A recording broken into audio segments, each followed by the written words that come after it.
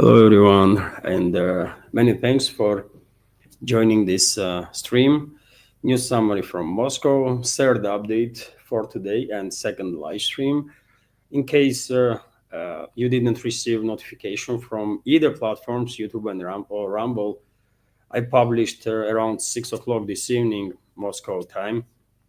Second news update, walk and talk type of video, and or Alex Christopher style video as many of you are calling this type of videos.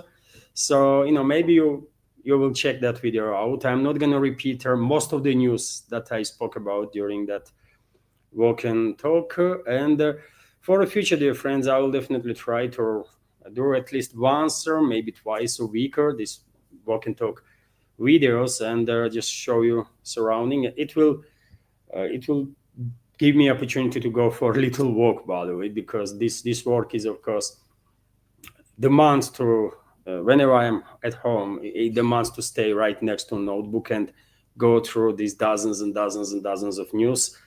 So it's a good break to go out and record video outside. So anyways, as always, I have prepared quite a number of news for you for this update. This evening, US President Trump did put out quite a show, really, and I will get to that, of course. But first, I will start with some other developments. And as always, our new segment, if there will be any questions through Super Chat or other support platforms, PayPal, Boosty, I will react on it. At this point, I have a question from our member on the Patreon community. I have a question from, let me check, by the way, Yaroslav Pelicek, yes, sir. And I will react on it, of course, after the news. But first, let's talk about some news, dear friends. And so without further delay, as I already said, there is a second news update on video, walk and talk type. If you will have a time or if you want to, you can check it out. And first news that I want to report about is about progress of the Russian militaries on the line of contact. RIA Novosti and many other media outlets based on Russian Defense Ministry reported today that Russian armed forces liberated settlement of Lenino in Donetsk People's Republic. And Lenino is a Russian name for this settlement. Kiev regime calls it differently. So this is Lenino settlement, by the way. In Kiev control, the Kiev regime calls it Molodetskaya or something, Molodetskaya. Okay. So this tiny village right on the border with Dnipropetrovsk region is liberated now by Russian forces. And take a look at the map, dear friends. Udachna is under Russian control. Now this Lenino settlement is under Russian control, or Molodetskaya. And this is western flank of Pokrovsk, Mirnograd agglomeration. And when it comes to Pokrovsk, dear friends, today, several channels, one of them, big channel, actually reported about very big progress of the Russian armed forces in Pokrovsk, and I was waiting basically a whole day to receive some more information, but no updates yet on that. But maybe tomorrow, maybe day after, we should expect some major developments in Pokrovsk direction. Maybe Kiev regime's garrison is collapsing in this city. And once this will happen, once Kiev regime's forces will begin chaotically run away from Pokrovsk, you can count hours basically before same will happen in Mirnograd, because if Pokrovsk is liberated by Russian forces, Kiev regime garrison will of course have no chance to maintain their defense lines in Mirnograd. So it is very much possible that Pokrovsk-Mirnograd agglomeration, not just towns themselves, but all the surrounding settlements that still are partially at least controlled by Kiev regime forces, to be liberated completely. Give it a week, maybe 2 months, and I think this is a really possibility that Russian troops will establish control or entire that area.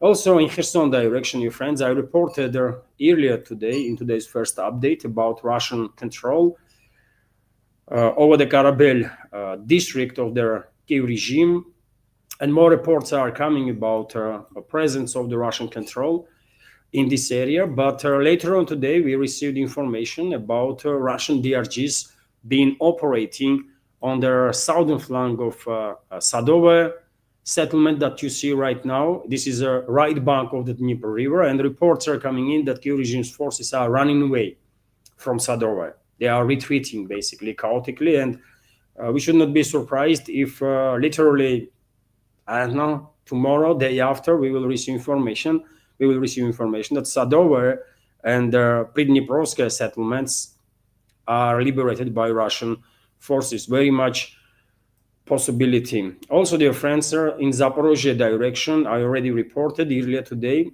during the first update about liberation of Poltavka settlement, and now we are receiving more updates about progress of the Russian forces in Zaporozhye sector. And for example,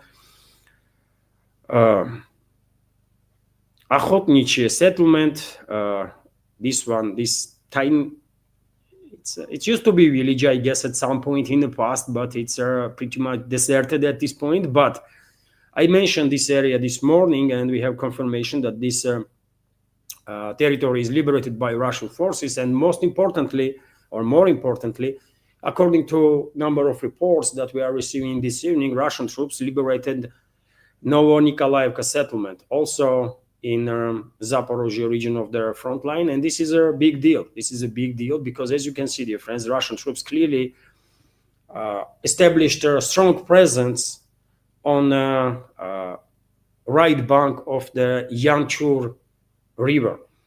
And I guess Russian troops will continue offensive operations on both sides of the river banks, right?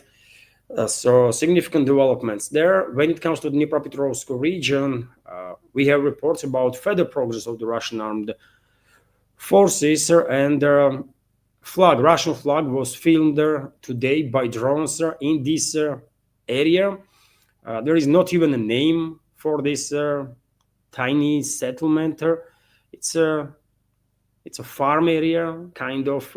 If you zoom in, it's like just like 10 dozen buildings, basically. It looks like some farm area, but this territory is also under Russian control now. It's a progress. It's anyway progress, right? And seems like Russian troops are getting closer and closer, literally by the hour, to main supply on their support line of a Kiev regime in Gulyai-Polye settlement, which is a main stronghold on eastern sectors of their Zaporozhye region for Kiev regime. What other updates are coming in for now? Well, Russian troops entered settlement of Shakhovo in a breakthrough area on the northern flank of Pokrovsk-Mirnograd direction. As you know, dear friends, Kiev regime for the last, I don't know, months also is pushing the narrative that Kiev regime is conducting some counteroffensives in this breakthrough area, and Kiev regime forces are regaining control over this territory and that territory. All bluff. All of it is bluff, by the way. Russian troops never lose initiative in this direction. And as you can see, literally on a daily basis, I'm reporting about further advances and improvements of the positions by Russian troops in this breakthrough direction. When it comes to Seversk, dear friends, we have an update. When it comes to Seversk-Liman direction, let's say this way, we have an update about further progress of the Russian armed forces in this forestry area from Tarskoe settlement.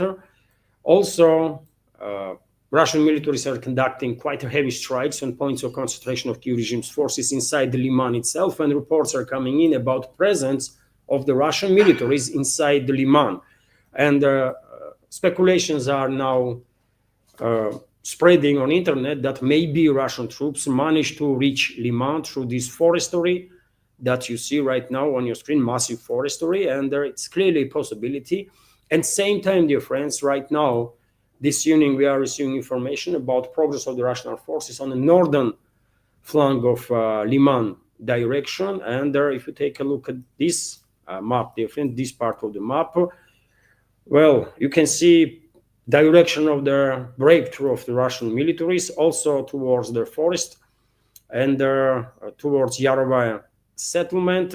I guess Russian troops already conducting clearing operation in Novoselovka settlement, and once these two villages are under Russian control, one might actually argue that Liman and Kiev regime garnisons in a couple of surrounding villages are in operational encirclement. It's getting closer to that point for sure, but this is a big deal, by the way. This is a big deal. The Russian troops clearly are advancing towards Liman from northern, western, and northern eastern flanks, and who knows, maybe Russian troops will liberate Liman earlier than Seversk, by the way. Also might become reality. Possibility, isn't it? Anyways, this is it for a short summary, friends, for this moment. Of course, military channels, by the way, will provide a much greater volume of information on details of operations during the last 12 to 24 hours. And I recommend those military channels for if you want some more detailed information. But generally speaking, that's my understanding of the situation. Progress of the Russian forces in Kherson direction, in Zaporozhye direction, in DPR, Dnipropetrovsk region, and in Kharkov region too, by the way. Kupiansk is about to be liberated. Many military experts are saying that Kiev regime's garrison situation in Kupiansk is absolutely desperate, and they might, their defense lines might collapse literally at any point. That's been said, dear friends. Let's continue with some other news. And as I said, US President Donald Trump did put out some quite a show this evening while having a meeting with the Australian Prime Minister. And at one point during the Q&A part, he was asked about chances of Kiev regime to win the war, and Trump was quite hesitant actually to say that Kiev regime can win this conflict. Many Russian media outlets did pay attention to that episode, RIA Novosti included, and let me give you some details on that. So, US President Donald Trump does not believe Ukraine can win its war with Russia. Speaking to reporters at the White House on Monday, literally just like 2 hours ago, Trump said they could still win it. I don't think they will, but they could still win it when asked to clarify his position on their conflict. And another quote here, I said they could win. Anything could happen. War is a very strange thing. A lot of bad things happened and a lot of good things happened, he said. And, you can see, dear friends, here clearly that Trump was kind of hesitant to bow down to this aggressive mob of these so-called journalists that are called the presidential pool in US for whatever reasons. I mean, who is choosing those journalists to be allowed to ask questions or US president or his guests, man? They have no culture, no education, no knowledge of anything, really. They are embarrassment of profession of the journalism, right? And their own families, because the only question I have whenever I see this mob, by the way, is where these people grown up? Don't they have at least little bit of culture and dignity to at least let each other ask the question and don't shout over each other's voices, man? What the hell, right? But anyways, I have a video, by the way. I have a short clip of this statement, and I can show you right now. I believe I have a short video of that.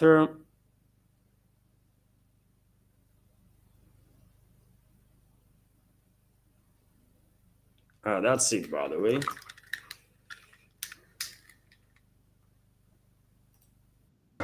They could still win it. I don't think they will, but they could still win it. I never said they would win it. I said they could win. Anything can happen. War is a very strange thing.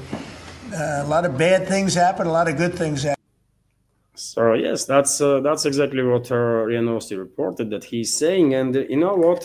He went to say some more stuff. And I was wondering, is it a possibility that finally Trump and his administration took offer of the Russian side and are now determined to use this off-ramp to get out of this proxy war against Russia. Is this a possibility? And I'm asking this question in a headline of today's video. I don't know.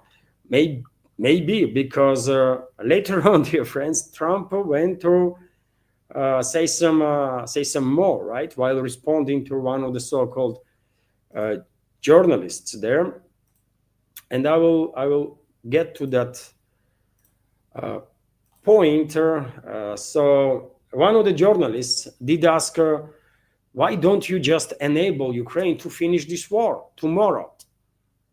So can you imagine level of I don't even know how to say it. I mean, stupidity of that so-called journalist, that this person thinks Trump is in a position to actually end this war tomorrow if he will give Kiev regime whatever they are asking for. How stupid these people are, really. Do they start believing in their own propaganda that US is almighty, right, and can do literally anything anywhere, right, and all the other countries are just non-existent or something like that? When Trump sounds as a voice of reason compared to these so-called journalists, man, that is quite telling, isn't it? That is quite telling, man. Someone have to do some work. I mean, Lewitt is a press spokesman of the Trump, isn't it? And she probably leads their work in regards to who is going to be in the presidential pool and who is not. And I mean, she is doing quite a poor job, by the way, because I would never ever allow this type of psychos to ever enter the White House.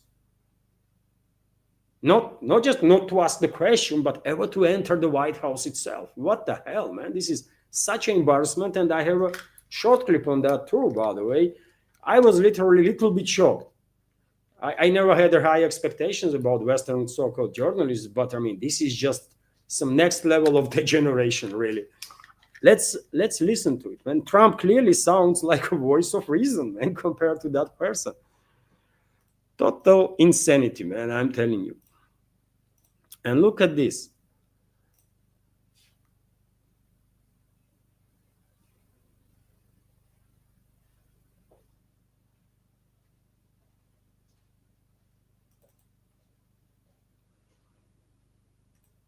Your power, you're the most powerful man on earth.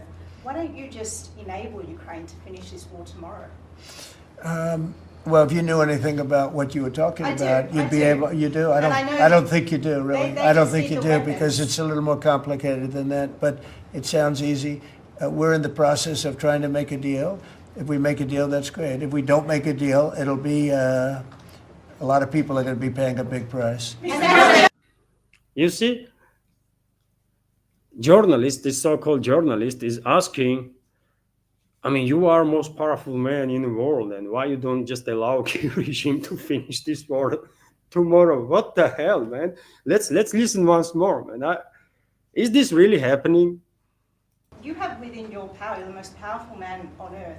Why don't you just enable Ukraine to finish this war tomorrow? Well, if you knew anything about what you were talking about, you'd be able. You do. I don't think you do, really. Trump is correct. I mean, she has no freaking idea what she's talking about. I mean, clearly, 100%, by the way, what you will say about it. But, I mean, truly, when Trump sounds like a freaking genius compared to some so-called journalist, that is, I mean, something extraordinary, I think, really. But, well, at least Trump understands that this situation is far more complicated than some people might think, right, in this world. And I think there is quite a possibility that during the recent quite a lengthy conversation between Russian president and the US president, Vladimir Putin and his team, and I guess that this was talks not just between the presidents, but some close advisors were present also during the conversation. I think Russian side did explain to Trump in detail what is going on and what is going to happen if Washington will take certain steps, right? And maybe, just maybe, Russian side was clear enough, persuasive enough to help Trump and his team to make a final decision to use this opportunity, take an offer from Russia of this off-ramp, and just get out of this proxy war that West is waging against Russia. Globalists, right? First of all, maybe I understand that I might be mistaken, and Trump tomorrow might do another U-turn, right? Very much possible. But nevertheless, last several days, Trump is making some sensible statements in regards to Ukrainian crisis, right? And hopefully we will actually see further steps from American side towards their actual de-escalation. I mean, let's hope so, right? Let's hope so. Anyways, dear friends, let's continue. And what is the next news that I have prepared for you here? And next news is about a phone conversation between Russian foreign minister and foreign minister of or head of State Department of US. It counts as a foreign minister, isn't it?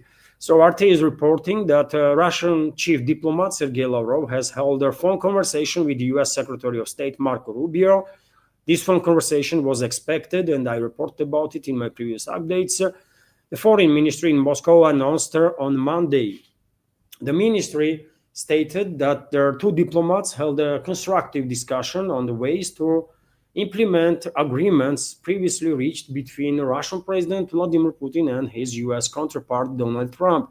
US State Department later also confirmed the phone call, stating Rubio had emphasized the importance of upcoming engagements as an opportunity for Moscow and Washington to collaborate on advancing a durable peace deal between Moscow and Kiev. Conversation comes after Putin and Trump spoke for the first time in nearly 2 months last week, discussing potential path to resolving the Ukrainian conflict. And among other things, of course, Lavrov and Rubio most definitely did spoke about a possible upcoming summit, Trump-Putin summit that might take place in Budapest, capital of Hungary. Although details gonna be kept secret, understandably so, for security reason. Before literally a couple of hours of that meeting. Also, dear friends, RIA Novosti is reporting that the US has notified Europe of its reluctance to use Russian assets, which is also quite a change in the tune, isn't it, from the Washington. Couple of weeks ago, and for quite some time now even, it was Washington that was pushing European elites to steal Russian assets, to basically confiscate, steal frozen Russian assets. And now we have this report that US is hesitant to do the same, as they were kind of demanding from Europeans, which is also can be indicator that maybe Washington is taking this off-ramp that Russia is offering and preparing to pull out US from this proxy war in which there is literally nothing to benefit US or the US citizens, right? So let me give you some details. The United States has notified European countries that it will not yet join the plan to use frozen Russian assets to provide Kiev with a 140 billion euro loan. Bloomberg reports, citing sources. US officials informed the European counterpart that they would not be joining this initiative for now, on the sidelines of IMF meeting in Washington last week. US officials explained their reluctance to support the plan by citing risks to market stability. The agency, right? And there was no risks to market stability like 2 weeks ago, 3 weeks ago, 5 weeks ago, 5 months ago. US leadership from Biden's time, by the way, was always pushing European elites to go ahead and began stealing Russian assets officially, right? But now Washington itself is reluctant to do so, which might be indicator that, who knows, maybe White House is preparing US for U-turn in regards to this proxy war against Russia. And if US will pull out of this conflict, we all understand what is going to happen, right? Globalist control regimes in Europe not going to be able to prolong this proxy war without significant US support for more than a couple of months. I think so. And dear friends, before I continue, I forgot to mention this in the beginning, but I will say it now. Before I continue, let me just notice that you can use a super chat feature on Rumble if you have a question or you want to highlight any comment, and you can support my work while doing so. Of course, there was a super chat from Mindless Soul just a couple of minutes ago on Rumble. Thank you very much, Mindless Soul, for your $5 donation and the super chat. I will highlight this super chat after news segment. And also, dear friends, if you want to support my work, you can do it through several means. All the links are on this video in the description box and in the pinned comment. My Patreon page, also PayPal, links to PayPal, Boosty, crypto wallet, and so on, right? So, okay, that's been said, let's continue with some other news. And what is the next here? Next is, Zelensky. Zelensky also does make headlines, dear friends. And for example, we have this report that he submitted a bill to Rada, which is a parliament on Kiev-controlled territory, to extend the martial law and forced mobilization for another 90 days. And of course, exactly that is going to happen. If anybody was thinking that they're not going to be prolongation of the martial law and presidential elections will take place, no, it's not happening. So in next couple of days, maybe tomorrow, maybe day after, before end of this week, most likely, the so-called parliament on Kiev-controlled territory will prolong martial law. RT is also reporting that Zelensky, while prolonging martial law on one side, or on the other side, is rejecting Trump's backed territory concession plan. Although Trump himself did not say that he demanded from Zelensky to withdraw forces from certain areas, but media reports about it, right? And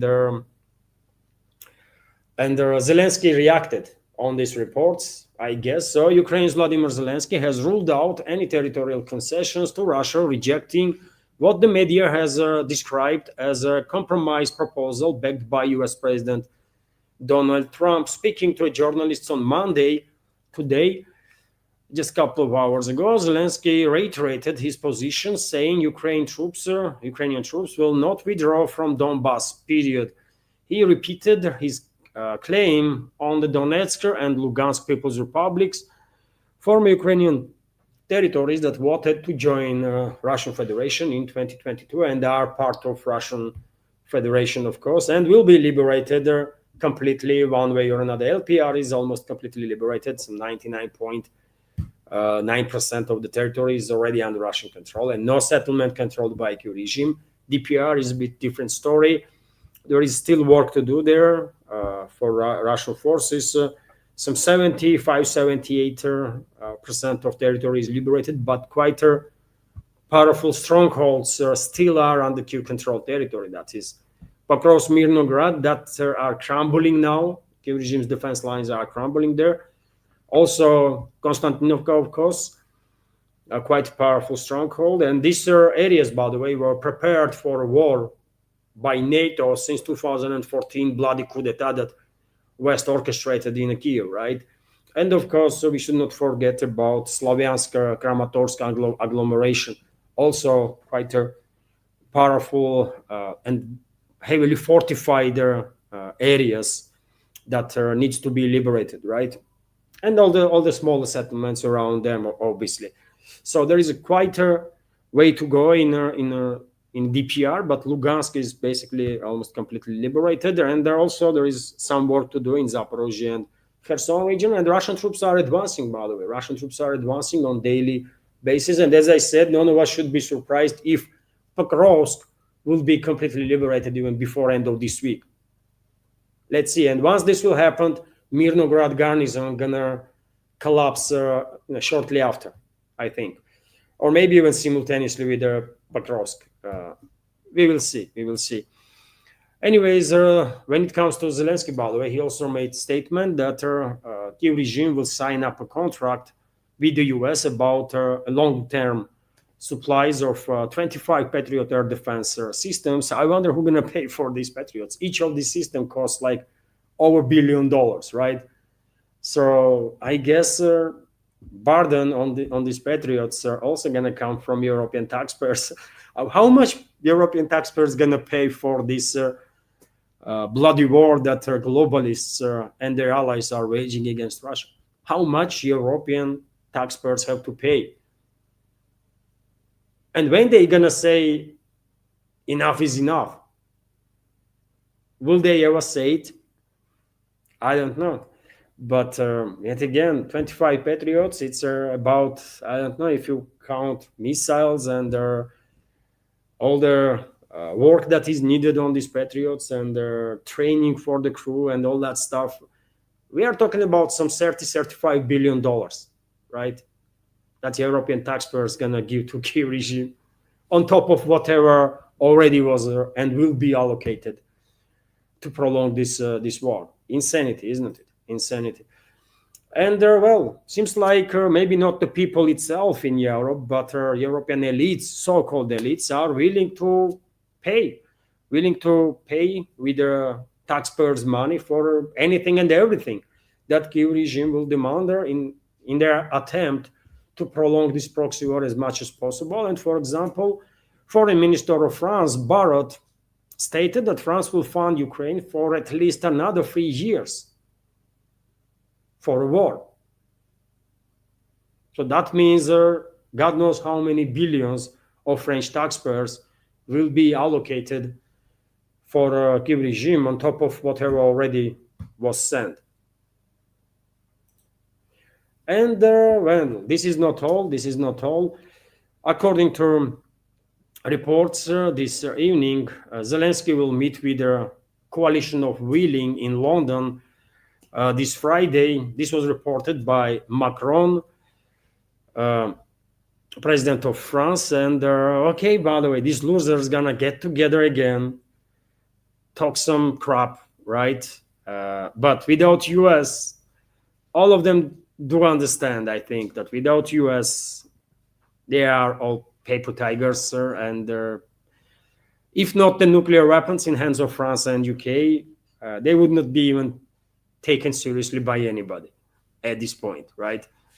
Because of the nuclear weapons, okay, some people, some countries even are taking them to be somewhat formidable force, but not compared to Russia, by the way. Russia can neutralize these two European nuclear powers in matter of, let's say, I don't know, 30 minutes, and none of them will have nuclear weapons, by the way. That's what Russia can do, actually. If order is given to Russian militaries, it's 30 minutes, literally. I mean, maybe it would not even needed that.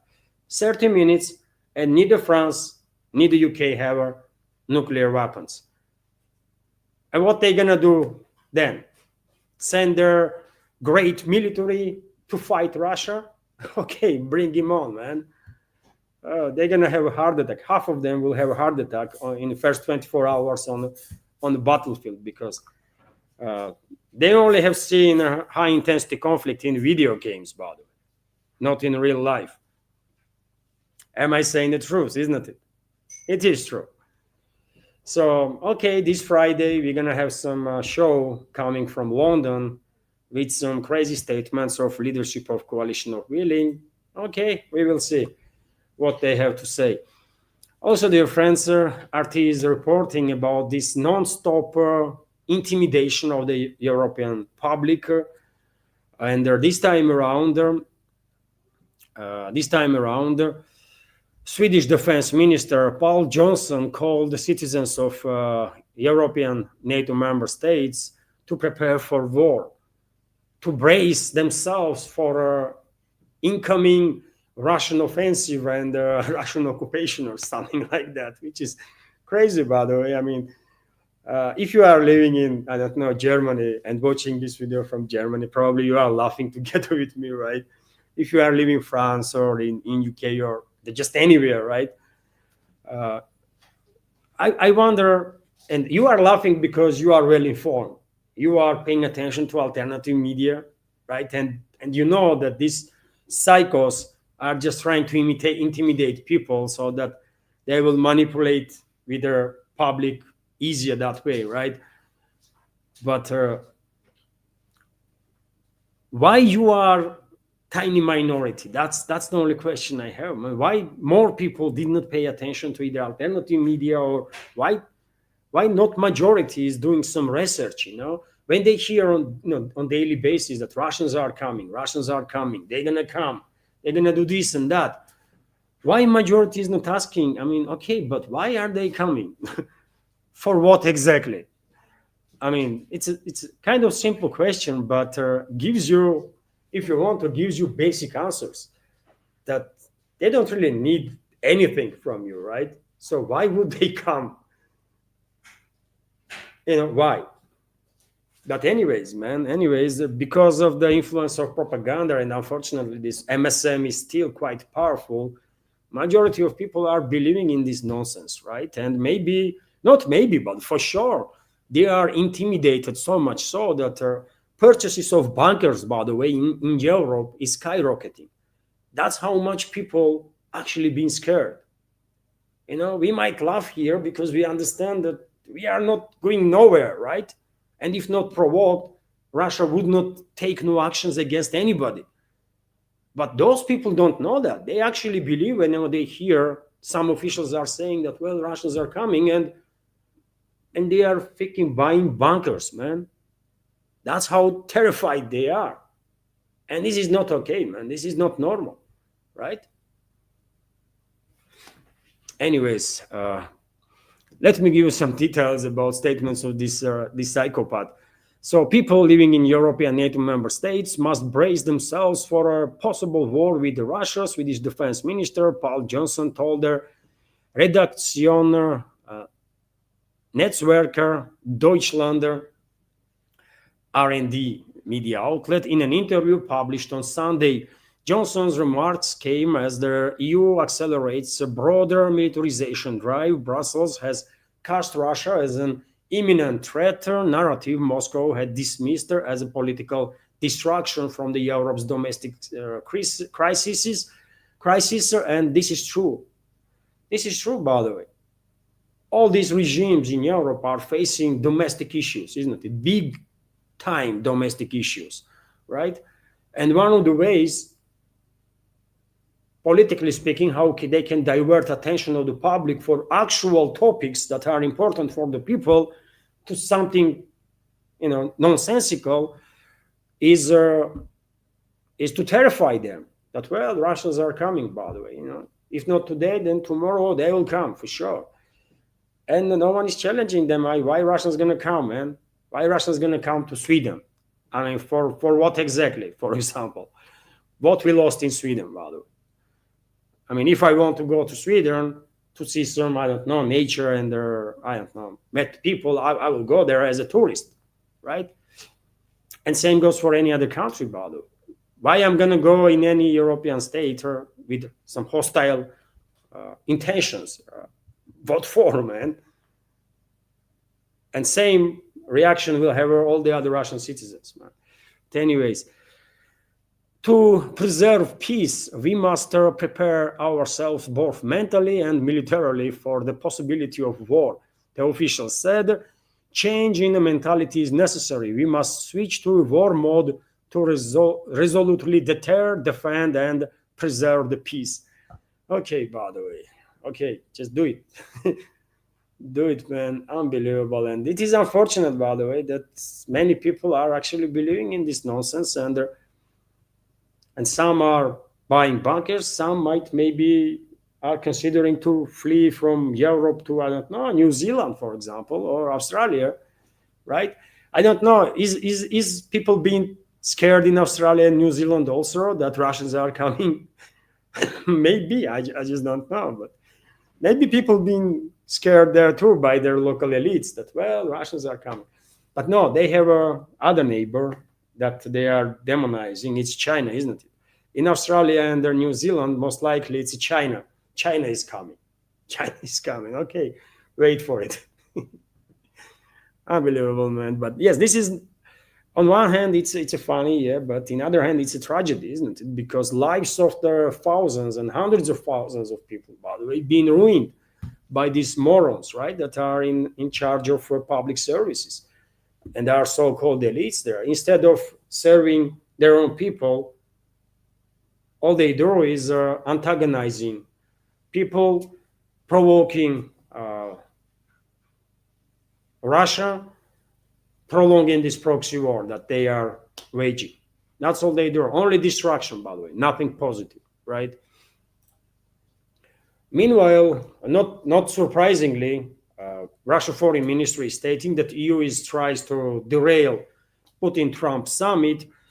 This morning, I report, and also in second update, by the way, in that walk and talk video, I did mention that Peter Szijjártó, the foreign minister of Hungary, also stated that there are influential forces in EU, in Europe, that will do anything to derail this Putin-Trump summit that should take place in about 2 weeks' time in the Budapest, capital of Hungary. And the Russian Foreign Ministry spokeswoman Maria Zakharova also saying the same, basically.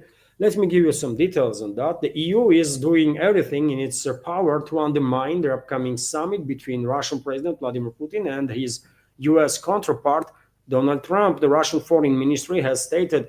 Ministry spokeswoman Maria Zakharova told us on Monday that their bloc is carrying out active subversive actions ahead of the planned meeting in the Hungarian capital Budapest. Her comments followed a report by a Spanish outlet El País, which said that Brussels viewed their talks between Trump and Putin as a political nightmare. Citing diplomatic sources, the newspaper is also reported that the summit put the EU in an awkward and unpleasant position because Putin and Trump would discuss a potential settlement to the Ukrainian conflict in the EU country without their bloc's participation, which is quite a slap into face of the globalists and globalist control regimes all over Europe, isn't it? Including Brussels unelected bureaucrats. But when it comes to the statement of Zakharova itself, she is on point, of course, and we'll understand, by the way. I said straight away when news broke that Trump and Putin might met in Budapest that, well, globalists and globalist control regimes going to go crazy, by the way, right? And they will try whatever they can to derail these talks. And they will. They will, right? And that's why and this is because they are crazies. This is one of the reasons why I don't really like the idea that Russian president is traveling to Hungary. It would be much better if Trump will travel to Russia, or if for whatever reason he don't want to travel to Russia, Belarus, by the way. Let's travel to Belarus, right? Why not? Why not? Maybe, by the way, maybe that meeting will actually take place in Belarus. I mean, you never know. You never know. But meanwhile, we have this report that Bulgaria, by the way, is ready to provide an air corridor for Russian president's plane. Of course, everybody who is paying any attention to these geopolitical developments is speculating now which route will be chosen by Russian side to travel towards Hungary. There are different routes that are being discussed. One of them includes Bulgaria, of course, because Bulgaria is bordering with Serbia, and that's one of the shortest routes, actually. Russian president can fly through Bulgaria, then Serbia, then Hungary, right? And Bulgaria is ready, by the way. Bulgarian Ministry of Foreign Affairs has stated its readiness, if necessary, to provide an air corridor for Russian President Vladimir Putin's plane in a route to Budapest for a meeting with US President Donald Trump. This was announced by Foreign Minister Georgieva. So it's the foreign minister is saying this, so it's official, right? And let me show you on the map, dear friends, this potential route from Russia to Hungary. So, of course, you recognize straight away Black Sea, Crimea. This is Russia here, and yes, of course, Russian president can fly through southern regions of the Russia, then over the Black Sea towards Bulgaria, from Bulgaria to Serbia, and from Serbia to Hungary, right? Although, by the way, today number of sources reported based on some Turkish sources that most likely Russian president will travel with the other route, and rumors are that Russian president will first plane of Russian president will first fly to Turkey, first Black Sea, of course, neutral waters over the Black Sea, then Turkey, then Mediterranean, then Adriatic Sea, then Bosnia and Herzegovina, or Chernogoria, by the way, then Serbia and Hungary. Although, by the way, if it comes to it, I think Croatia would have no much issues to open the airspace, because Croatian elites, I think, don't really want to have some issues with Washington. But yet again, my issue is that in any case, Russian president gonna fly over hostile in hostile airspace, right? Because Bulgaria is a hostile. Turkey, by the way, formally at least, is a hostile, right? It's a NATO member state, although relationships between Moscow and Ankara is at least on a good working level right now, and it might be considered rather safe to fly through Turkish airspace. But then, by the way, when it comes to Montenegro or Bosnia and Herzegovina, well, these territories are controlled by globalists. Both, by the way, with exception of Republika Srpska, part of Bosnia and Herzegovina, the rest, by the way, is actually controlled by globalists. So I don't think it's safe, really. And I don't think Montenegro is safe. Unfortunately, I have to say this, because just a couple of days ago, president of Montenegro was saying that they're going to impose sanctions for Russian tourists, for Russian citizens. Is this looks like a friendly gesture towards Russia? Of course not. And they are doing this because of the demand of the Brussels. So can you imagine what else they can do if Brussels will say so? So anyways, this is all speculation. None of us know, of course, which route will be used there. And my hope is none of them will actually become true, and US president will travel either into Russia or into Belarus, or maybe Kazakhstan, by the way. Day after, many people did not really pay attention to the point that potentially if Trump gonna travel in 2 weeks, this meeting in Budapest might take place literally a day or two before ASEAN summit will kick off in South Korea. So US president have to travel anyways, right, towards South Korea. And so this meeting between Trump and Putin easily can take place either in Russian territory, of course, somewhere in Eastern Russia, let's say, right? In Murmansk, for example, or in Chukotka, by the way, in Kamchatka, just anywhere, right?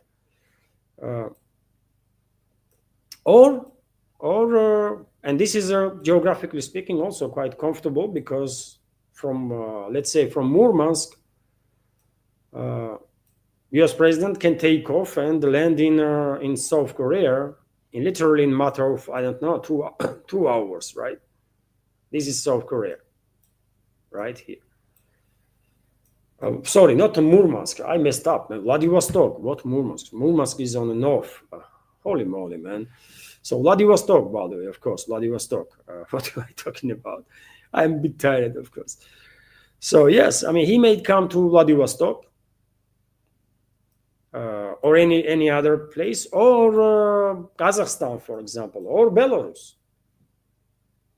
But I don't like the idea that Russian president is gonna fly over their hostile airspace to get to Hungary, by the way, right? So we will see. We will see what is going to happen. And my apologies, by the way, I messed up with their city names. Of course, in far east is Vladivostok. Murmansk is on north, by the way, right? Right here. Where is Murmansk, man? It has to be here, by the way, somewhere. And I will find it.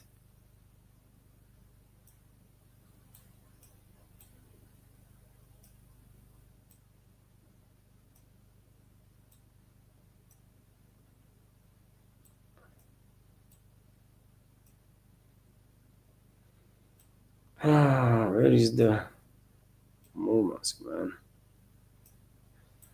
This is border with Norway there, right? This is Finland here. And Murmansk should be somewhere here, by the way. It's a not massive city. This is Severodvinsk, where Russian nuclear submarines are built, and not just and Murmansk have to be somewhere here, but to my shame, I just cannot find it, man, on the map. Can you believe that? How this can be, man?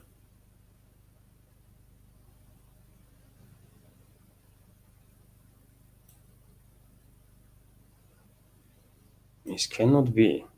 There is no mentioning of Murmansk on this map, or what?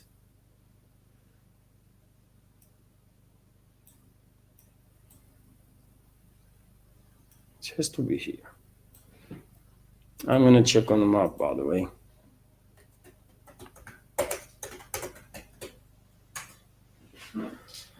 So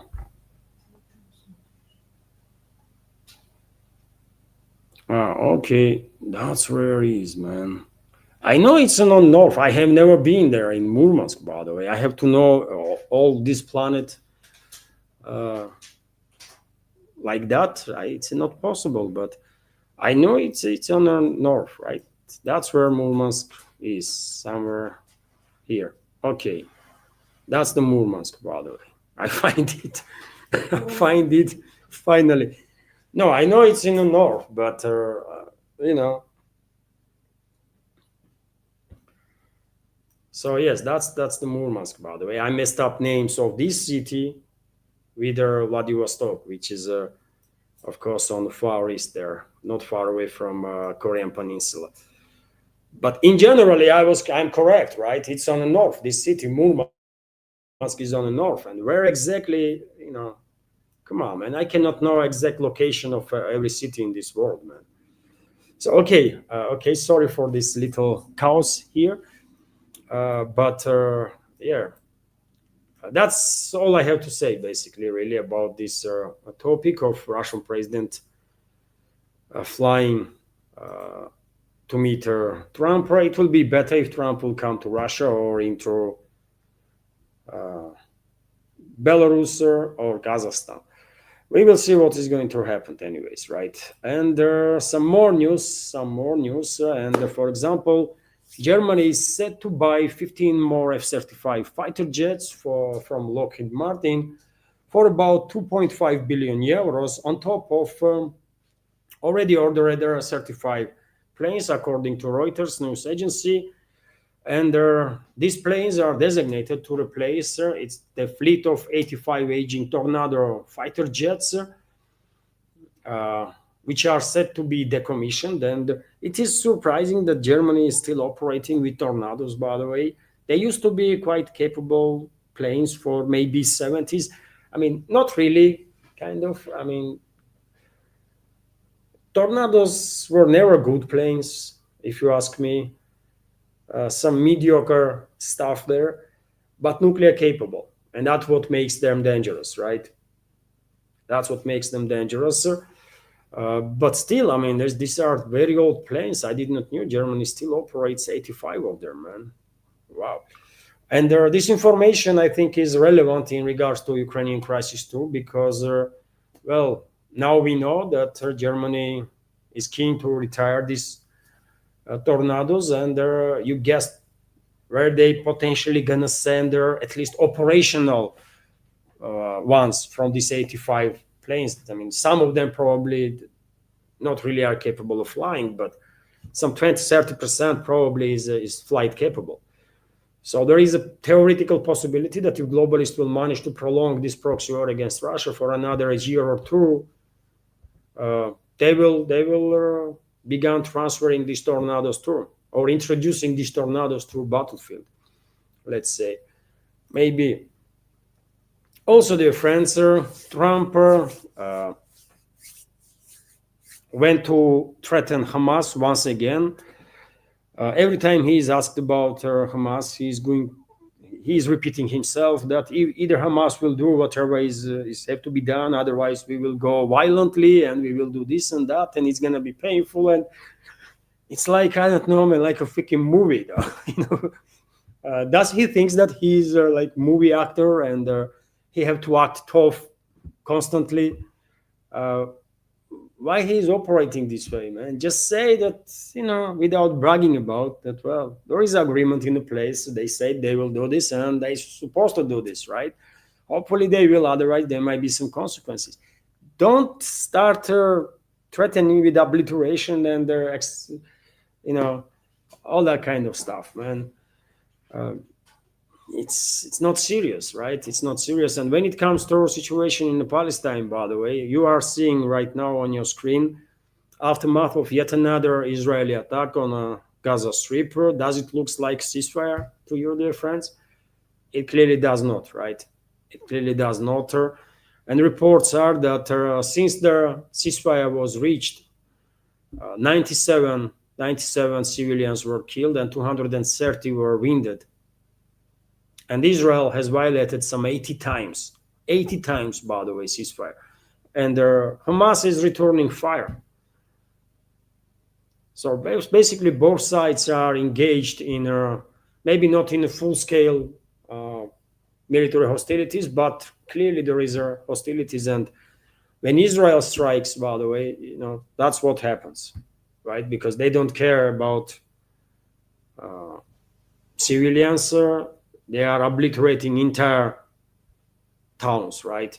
Entire blocks, without any care how many civilians might be killed during that strike.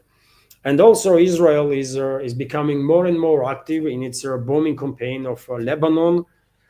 Usual justification for these strikes is that they are targeting Hezbollah, and I wonder how long Hezbollah going to tolerate this constant bombing from Israel. I mean, what are they waiting for? Until Israel will hunt them down, like one by one, or what? What's going on there in southern Lebanon? It makes no sense at this point, right? Because there are no reports about Hezbollah is conducting any attacks on Israel. It's just Israeli Air Force, right? Just goes in, bombs the hell out of areas, right? As if it's like training. And it's not a training. They are killing people there, right? And why Hezbollah is tolerating these crimes that Israel is committing, I have no idea. Maybe they actually being defeated, not militarily necessarily, but mentally, psychologically, by Israel. Could be that is the case of inability of Hezbollah to defend Lebanon, or they are waiting for something. I don't know what is going on, but I have never ever seen in my life that Lebanon being attacked by Israel with impunity. Usually Hezbollah always responds, but not this time, man. After that pager attack that Israel pulled off, Hezbollah is kind of disappeared from the scenery, which is strange, man. I don't know what is going on there.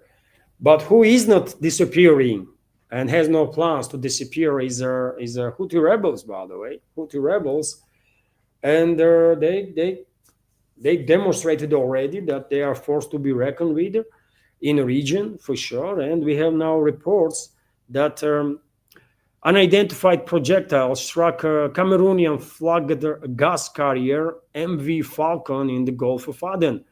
The vessel is reportedly linked to Iran's shadow fleet, suggesting their attack may have been carried by Israel or the United States. And this might be, attempt to blame on Houthis. We all know how active Houthis are in the area. And maybe now they are using these tactics, Houthi tactics, of targeting vessels that are linked to Israel or US or other allies of Israel. And they are beginning hunting down vessels that are linked to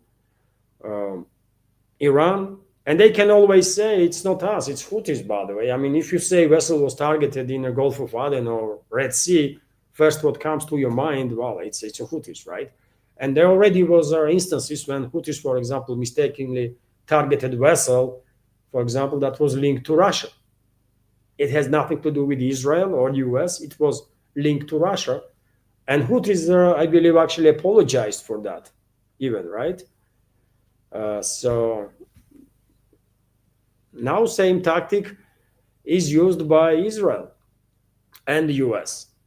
They were blaming Houthis, that Houthis were operating outside of some international law.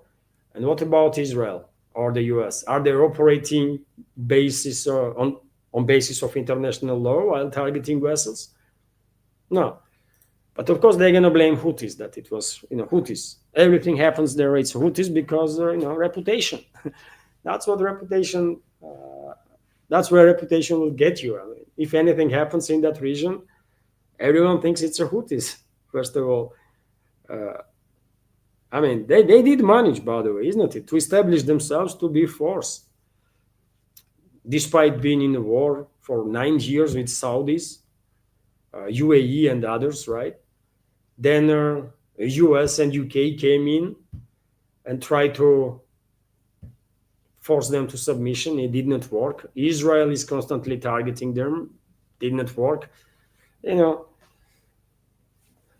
Also, dear friends, we have this report that Iranian leader Ali Khamenei hints that Trump did not destroy their nuclear program, Iran's nuclear program. We have, quote, "fine, keep dreaming," he said on Trump's claims of dismantling Iranian nuclear facilities. And by the way, he's correct. Of course, he's correct, man. I don't think any of us actually believe that US did manage to destroy Iranian nuclear program or all of the Iranian nuclear facilities. Damage was done, obviously. No one will doubt that. But to destroy, to shut down entire program, no, man. No way. And after all, where is the 400 kilos of enriched uranium? Where did that uranium go? About months ago, Abbas Araghchi, foreign minister of Iran, stated that, this enriched uranium was buried in the Fordow nuclear facility after US strikes. But is it true, though? We don't know. But this statement of foreign minister of Iran, of course, gives Tehran opportunity to basically now use plausible deniability, right? We don't have it. They can enrich that 60% enriched uranium up to 90%, and that's military grade enrichment, right? Then they can build their nuclear bombs and become a second country in the region that will not just have a latent nuclear deterrent, but actual nuclear deterrent in their hands, as Israel does, right? And they don't have to acknowledge anything, as Israel never acknowledged that they have nukes. Iran can play the same game, right? Just let everybody know that you have nukes. It will work as deterrent, right? And you don't have to ever acknowledge that you actually have it. And maybe exactly this is the direction that Iran is heading. Otherwise, why would Iran's, excuse me, Ali Khamenei, supreme leader, will even talk about this topic? Maybe he changed his mind about nuclear weapons after Israeli and US attack. Maybe, you know. Also, dear friends, as I said, Trump had a meeting with the Australian Prime Minister this evening, and it was quite a comedic show, I can tell you, at least at some episodes, right? And well, first of all, let me give you this news that Trump and the Australian Prime Minister Albanese signed a $8.5 billion rare earth minerals agreement. And well, US will now work on that minerals that Australia can provide. But this is it's easy to say than to do, right? Because many people maybe don't really think about this topic that much, don't do any inquiry on the topic. But these rare earth materials are not that rare, actually. There is a lot of it, right? All over the world. Some countries just have more of this stuff, some less, but it's just everywhere, right? What is their special stuff about this rare earth is that to get to rare earth metals, to obtain rare earth metals, you have to do some entire cycle of work on different minerals, right? And it's an extremely dirty job to do, a literally dirty job to do, right? It's environmentally unfriendly work, extremely unfriendly, by the way. It's difficult, time-consuming, energy-consuming, right? And that's the main reason why actually not that many countries invested in a rare earth to begin with, right? China did, by the way, and there is some areas in China, by the way, you cannot even recognize, right? Areas were transformed completely as a result of these excavations and all that kind of stuff, right? So therefore, I don't know, is Australia willing to make a hell from some parts of Australia? Because I don't think there is any technologies in existence really at this point to make this process completely clean. I don't think this is possible, right? And Australian environmentalists gonna have some issues with this whole story, right? And then it takes years. It takes years and years and years and tremendous volume of investments. 8 billion is peanuts, right? If you want to have a whole cycle, then 8 billion is just nothing. Invest 10 times more, 20 times more, maybe that will be enough. But 8 billion, you are joking, right? But nevertheless, well, Trump is before meeting with Chinese leader that might take place in next a few weeks in South Korea. I guess he wants to have some cards in his hands, and this is going to be one of them. He will say, well, you see, I signed an agreement with Australia, and if you continue play with this rare earth, with these magnets and stuff, well, okay, it would not take long, and I will get all that stuff from Australia. But you're not gonna fool China, though. They know everything about this stuff, right? You're not gonna fool them. They will lecture you how long it takes to have a full cycle of their processing, right? So anyways, okay, some agreement between Australia and the US there. At least I guess some people will benefit. There will be more jobs or something like that. But then there was a funny part, right, of all this situation, because seems like Australian ambassador in US was not really Trump friendly or MAGA friendly, right? And have made in the past some nasty comments about Trump. And I'm going to show you a video, dear friends. how Trump find out about it and what was his follow-up reaction.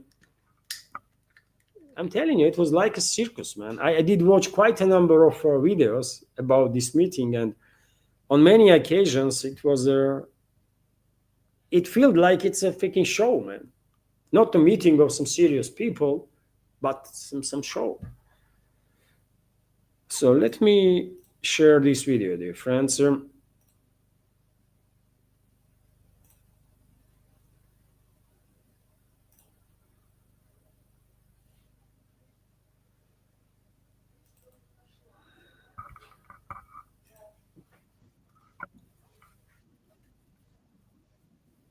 Concerns for this administration with its stance on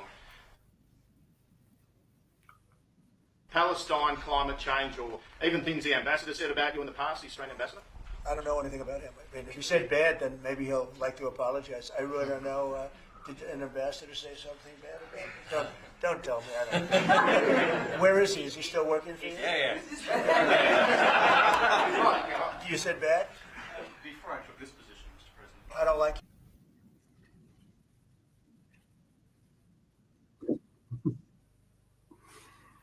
What is this, man? What the hell? Why protocol of Trump's administration does this poor job when seems like Trump has no freaking idea with whom he's talking to in many occasions? Not always, but quite often it does seems like he just has no idea who are in the room, right? Who these people are, with whom he's talking to, and why. Ambassador of Australia is sitting right up front of him, and he has no freaking idea who he is, which is not okay. I mean, you should get ready for negotiations, right? He always says he's a great negotiator, so then get to know your opponents with whom you're going to negotiate. Know their strong and weak points. I mean, get ready, prepare, for God's sake, right? You remember after Anchorage summit, Trump, shortly after, like in a few days after, Trump had a meeting with this coalition of willing, and among them there was a Stubb, also Finnish president, right, who was sitting maybe not in this room, but somewhere in the White House, right? And Trump was sitting right next to him, or opposite side of him, and he was talking about Stubb, Alexander Stubb. He was planning to give him a speech now, I mean, time to make a speech. And he didn't know who this Stubb was. And he was sitting right up front of him, right? So it did not look professional. It does not look professional where you are ending up in this kind of situation. This is bad, man, right? But also funny, by the way. No doubt about that too. And I guess this ambassador might be removed soon from duty. Anyways, they also, when it comes to this meeting, by the way, they also went to talk about AUKUS. Will AUKUS submarine stop China invading Taiwan? And maybe because it is expected that Trump will have negotiations with Xi Jinping in the next few weeks in South Korea, he was quite mild in his response. He was quite, not to say mild, but quite diplomatic in his response. Let me show you that short video also. You might be surprised, to see way that Trump did spoke about China in this particular case, right? He's always goes for some strong words, but not this time. Probably he don't want to make Xi Jinping any more angry than he probably already is, right? So that's the video.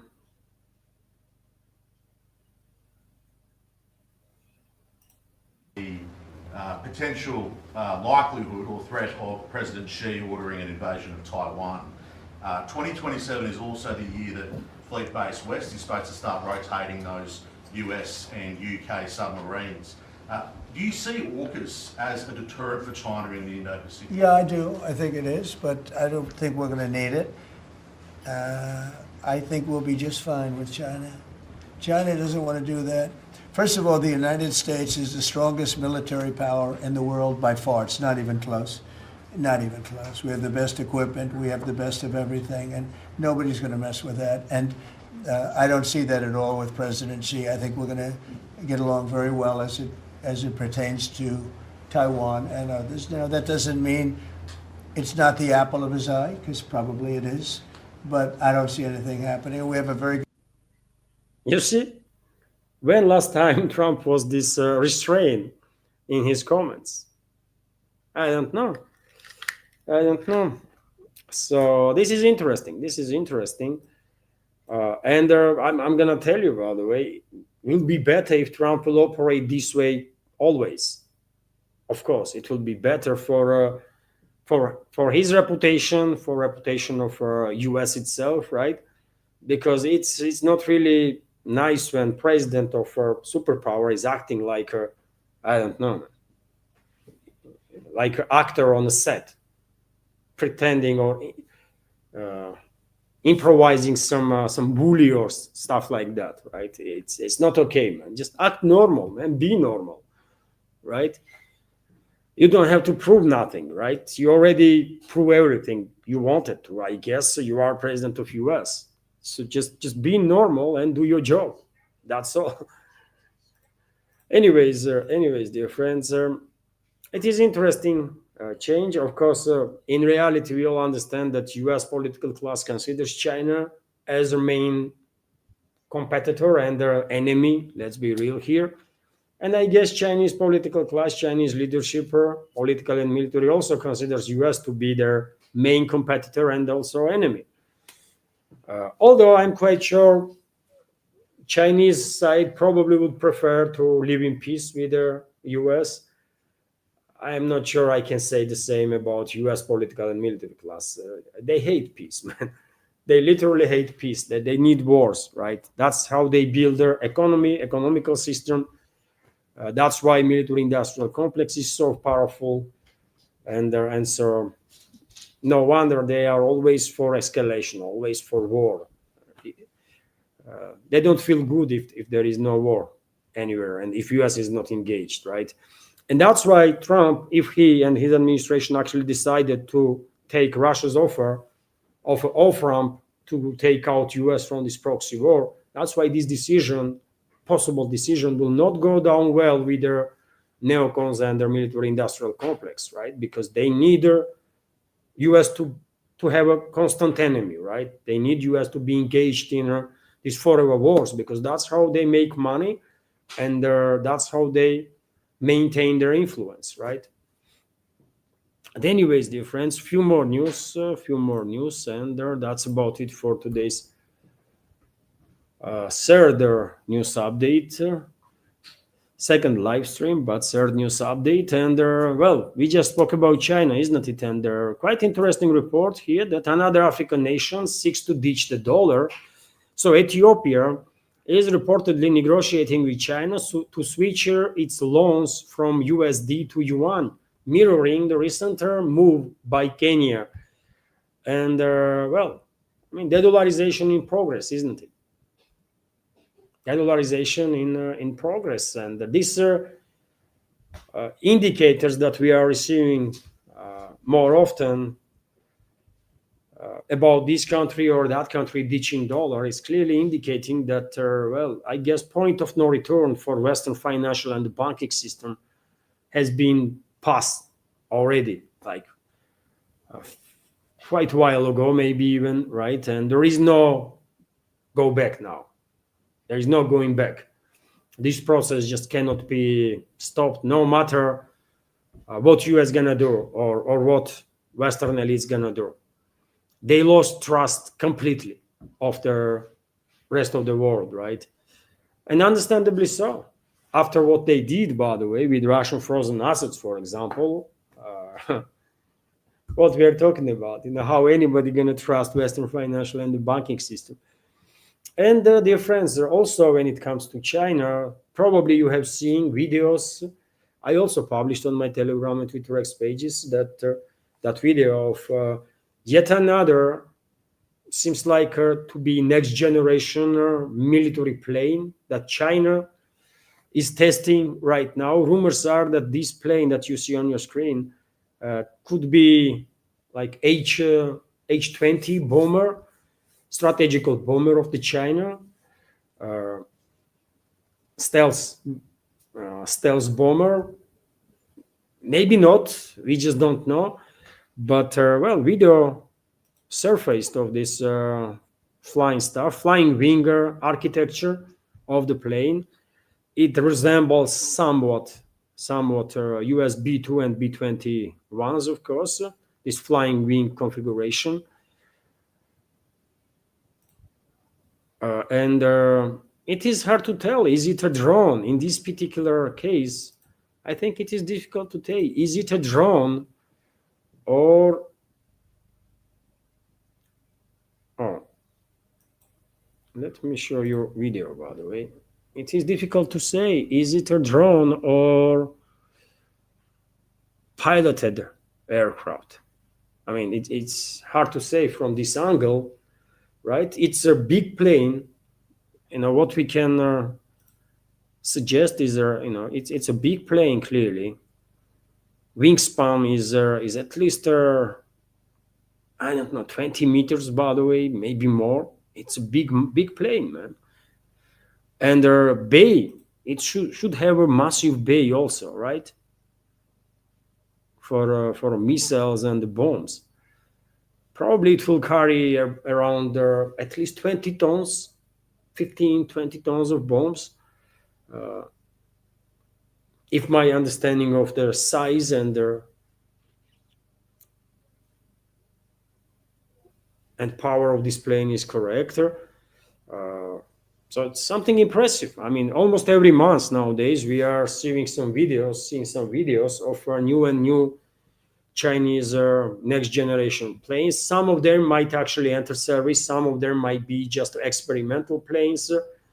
Hard to tell, right? But nevertheless, it is impressive, man. Chinese aerospace industry is definitely on the edge of best existing technologies in the field.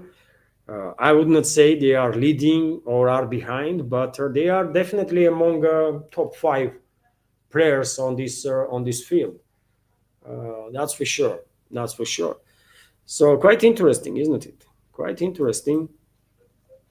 And few more news, dear friends. I already mentioned in today's second update that on October 20, that is today, EU energy ministers were planning to support the bill to completely ban Russian gas supplies to the EU. Decision will not be affected by objections from Hungary and Slovakia.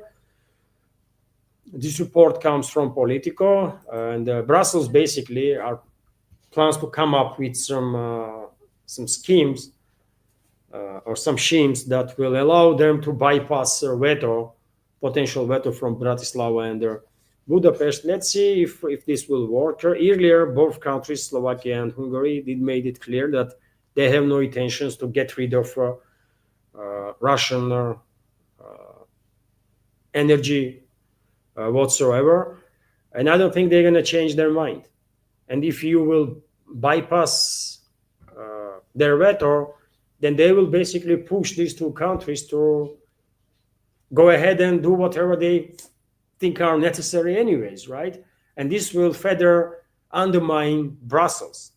So it's going to be counterproductive for EU bureaucrats if they think they can play this dirty with these two countries, man. But let's see what's going to happen. And I will end this update, dear friends, on these quite interesting reports. I think that Russia has gained energy advantage in the race for artificial intelligence, according to head of Gazprom Miller. So Russia will be able to actively and quickly implement artificial intelligence using its own energy resources, stated Gazprom CEO Alexei Miller. He noted that by rejecting cheap gas from Russia, Europe has lost their war on energy and lost its chances in their AI field In an interview with the Russia 24 TV channel, Miller said that the company already has deposits that will be in operation until the middle of the next century. Middle of the next century, by the way. Can you imagine volumes that we are talking about here? Which allows it to build data processing centers and make rapid strides in the development of artificial intelligence. He also noted that Europe had lost the war on primary energy resources that began after 2015, while Gazprom had been increasing its gas reserves for over 20 years. The growth rate exceeds 1, and the total gas reserves now stands at 35.1 trillion cubic meters, which is quite impressive. He also reported that the Russian Arctic holds potential reserves of 87 trillion cubic meters. The head of Gazprom emphasized that gas can ensure reliable and stable power generation for data centers. Gas-based generators has its advantages for data centers, big data centers, and large digital data flows.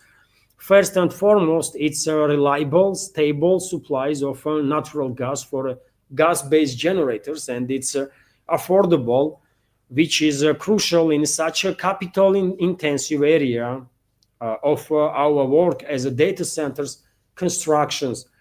Miller stated, and well, it is true, by the way, data centers are extremely power first, isn't it? They consume tremendous volume of power. They radiate enormous volumes of heat, and this heat definitely have to be, technologies have to be found so that this heat will be transformed into a power again to power these very data centers. And well, Russia has definitely quite significant advantages, not just because of relatively cheap energy to operate with these data centers, but also, well, there is a permafrost, isn't it? Significant part of northern and far east of Russia is a permafrost. It's ice, right? You dig under the ground, and it's ice and ice and ice for a number of meters, by the way, right? In some cases it might be 3, 4, 5 meters of ice. In some cases more even, right? And so yes, this permafrost definitely can be used there to build this underground, under ice even data centers, right? And that will make it easier to cool down all the systems, right? You just gonna have some technology to transfer heat. Okay, to transfer heat into energy. That's the news. Anya just told me that there was no screen capture on. But anyways, this is last news, by the way, for this moment.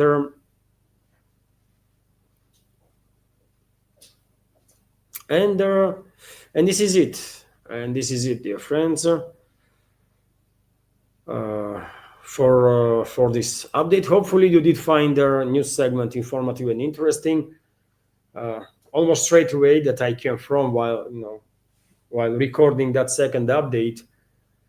I had to upload that video, of course. First render the video, then upload the video, and straight away I have to start working on this live stream. I did promise that I will have a live stream, so even though I was thinking, what, I'm a bit tired, let me pass on that, but no, promise is promise, and if I'm able to do it, I'm gonna do it, and I did. Hopefully you did find it informative, dear friends, this live stream.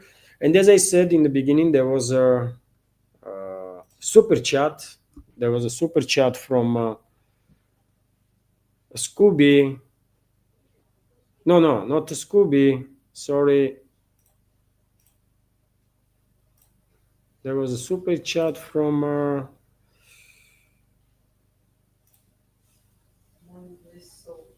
Mindless Soul, yes.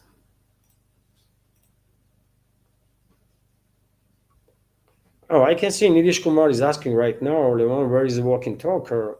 On the page, Nidish, on YouTube page and on Rumble page. I even pinned that video on YouTube. So you came on my page and you will see it. And well, this is the super chat. Thank you very much, Mindless Soul, for a $5 donation and your super chat comment from member of our Rumble communities. Hi, everyone from Canada.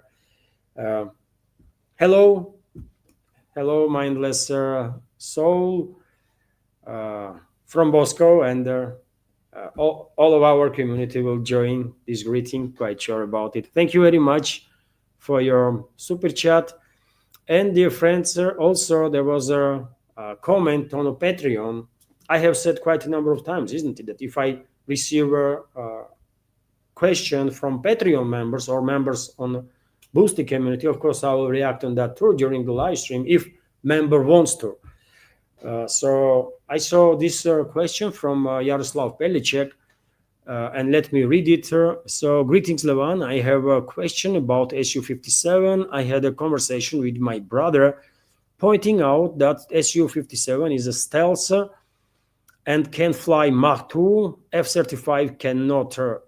Brother, I think that Russians have some dummy model of Su-57. I know that they are actively used in SMO, and they are, according to Czech military analytic Yaroslav Stefek, used as a cover for aircraft attacking ground targets. They should be also deployed in formations. How big their airplanes? For airplanes, how many Su-57s do you have? I think there should be at least 12 of them. That's the comment from Yaroslav. And well, when it comes to numbers, Yaroslav, I think it's classified at this point, and no one gonna tell you exact number of Su-57s in service of the Russian armed forces. Your brother mentioned that there is some dummy Su-57s. No, it's not a dummy Su-57s. There are some prototypes, right? And I mean, some rumors began circulating when recently Russia sent a prototype plane in China, right? For demonstration flights, by the way. It was a prototype, right? It was not a serial production plane, and it had some. This plane had some, need some additional work to be done on it, but nevertheless, by the way, this was a prototype, for God's sake. Why anybody should expect from prototype to be as finished or as polished as a actual serial plane? It makes no sense, right? Prototype is prototype. You are doing some experiments on it, right? But anyways, this prototype that was sent to China for some demonstration flights did some unbelievable show, by the way. Unbelievable show. You can check, dear friends, on YouTube or Rumble. Definitely you can find the video. That prototype plane did some incredible stuff that seems like are beyond known physics, right? Crazy plane, crazy capabilities, and pilot is absolute genius, by the way. How he landed the plane, that was a whole another story, right? So yes, there are no dummy Su-57s, by the way. There are prototypes, and prototypes are in big number, right? That's always the case when you are working on a new type of plane in Russia, in US, in any other country, by the way. You are building these prototypes once, another, next, and you are experimenting on them, right? So therefore, during the process, from the paperwork to final product, serial product, it takes sometimes decade, maybe even 15 years. In some cases, it might be 20 years, right? And in this time, you are building like dozen of prototypes, maybe 2 dozen of prototypes, right? And in case of Su-57, I think there is more than a dozen of prototypes of this plane that are not in service of Russian Air Force. They are just prototypes. And as you know, Sukhoi company probably still does some experiments with those planes, right? Some research for further modernization and opportunities, to be found. When it comes to serial production, you're not gonna receive an exact number because plane is largely classified still. Very little information is known about it. For example, you mentioned that Su-57 has their 2M speed, Mach 2 speed, which is true, by the way. And Mach 2 means it flies twice faster than speed of sound. So yes, Su-57 is capable of flying twice faster than speed of sound. And as the 5th gen planes are required to, it can cruise on a speed of sound, with speed of sound, right? That's a requirement for 5th gen planes. One of the requirements that they have to cruise without forçage, how you say it, to fly with their supersonic speeds, right? And they do.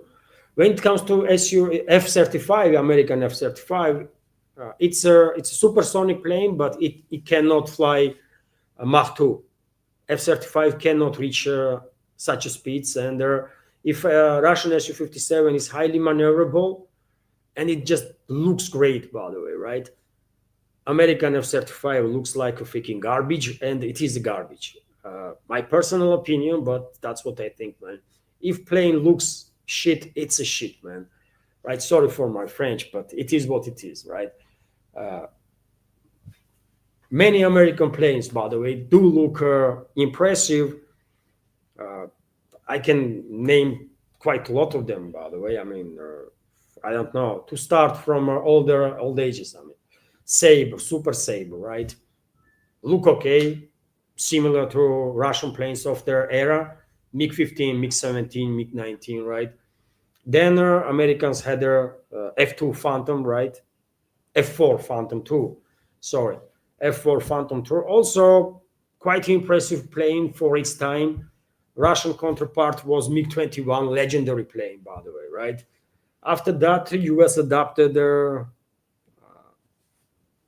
F-15, right? F-14 for aviation, by the way. F-14 replaced these F-4 Phantoms for Navy, and their F-15 was adopted in Air Force. And Russia has had at that time MiG-23s, MiG-27s, MiG-25s, by the way, fastest ever fighter jet that existed. It was faster than MiG-31, by the way. Many people may don't know, but MiG-25s were actually faster than MiG-31s are, right? And still to nowadays, I think MiG-25s hold quite a number of records, including on speed. Then US come up with F-16s, F-16s, F-18s, right? F-18 for Navy mainly, although in some other countries, F-18s are deployed on the ground as an Air Force plane. Soviet Union had MiG-29s and Su-27s, right? So you see every plane that I mentioned, they look good, by the way. They look okay. They are impressive with some weak and strong points, but they are planes, right? And then US went to build formally F-117 was designated as a fighter, but it was a bomber, right? It has an F designation to basically, I guess, it was part of deception operation. So I will not count it as a fighter jet. It's not fighter jet, right? It's a bomber, stealth bomber, that was shot down by Serbians, by the way, during their aggression against Serbia by NATO and US included. So we would not count that. Then Americans come up with the F-22. Very impressive plane, right? I'm not going to say nothing about it, right? Or nothing negative. It's an impressive plane, by the way, especially if you keep in mind when that plane was built. 20 years ago now, isn't it?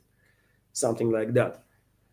So Russia come up with their Su-57, right?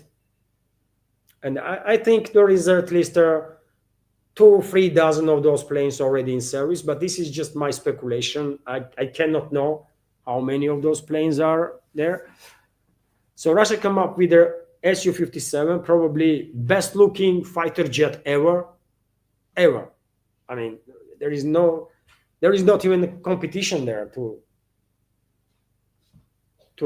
take some other plane and compare. Su-57 looks as the most beautiful fighter jet ever, right? And then Americans come up with this freaking nonsense, man. F-35. It looks horrible, man. It's a shitty plane, right? No one likes that plane, even in America, by the way. Even American pilots, many of them, hate that plane. And there is channels, by the way, on YouTube, isn't it, of US pilots. They hate that plane. It's garbage, right? Over-engineered garbage, by the way, right? It's not a dogfighter. All this stealth capability now, Lockheed Martin, it's Lockheed Martin's plane, isn't it? They are saying that, well, stealth capability allows you not to be engaged in a dogfight. Yes, if your opponent don't has technology to track your plane, your stealth plane, as easily as a 4th-generation fighter jet, for example. And I believe Russia has in place radars and technologies to track US so-called stealth planes, right, on far enough distances to engage either in a beyond visual range fight, or if it comes to close combat, by the way, if it comes to dogfight actual, then come on, man. Come on, what we are talking about. Russian planes will obliterate, literally just leave no chances to either American planes or European planes, man. They're going to be, these US planes and European planes are going to be like sitting ducks. Su-57 will outmaneuver all of them.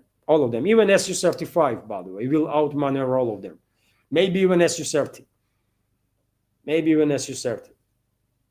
So that's how it is, right? Yet again, our friends from America might disagree with me. They might say that F-22 is the best. Okay, you might have your argument. I'll have mine. And when it comes to Europe, by the way, Europe don't really has good planes nowadays, right? Dassault, Rafale is more or less okay. French plane. A good 4th-generation fighter jet, I will say. Swedish Saab Gripen is okay also. Not bad. And then they have this Typhoon, isn't it? Like weird-looking plane that it's also quite old now, and I don't think very much capable, really. It's all advertising that you hear about these Typhoons. In reality, I don't think they are any good. But anyways, this is my personal opinion. I'm not military expert, so take it with a pinch of salt, of course, dear friends. But when it comes to aesthetics, I think majority of our community will agree anyways with my take that Su-57 is most beautiful fighter jet ever built, because it's just that beautiful, man. Right? If you love aviation, you will agree with me, I think. Okay, this is it, dear friends. There was no any other super chat or questions. And so, yes, I guess I'm gonna end this live stream now. Thank you all. Thank you all for your time, for your attention. Have a wonderful day, dear friends, and see you tomorrow. Bye.